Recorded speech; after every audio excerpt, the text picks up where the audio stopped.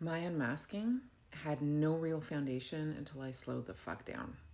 For decades, I have overridden my nervous system to meet the demands of work, parenting, and to try to live up to the construct of the so called responsible adult.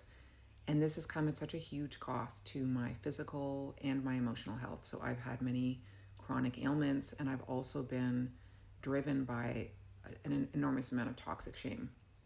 It also completely compromised my access to spirit, or in other words, my capacity to align with, to receive from, to co-create with the intelligent field that surrounds all of us.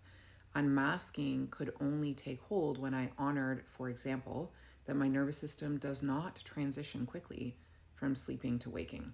So when I do not force a schedule, I take 30 minutes or more to get out of bed and at least another hour and a half to 2 hours to ease into work. And that's even in the controlled environment of my home, no commute.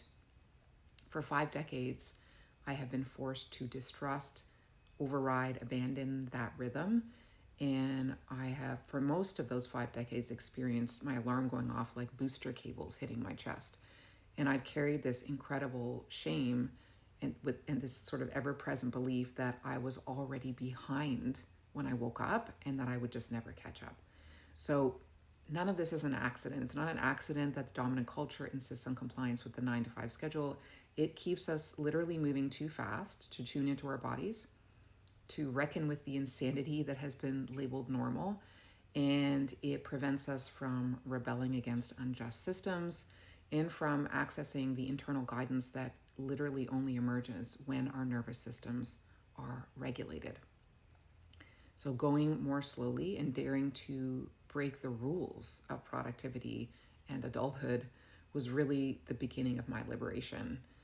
But my liberation and your liberation are not separate. So if you're still here, this post may be your wake-up call.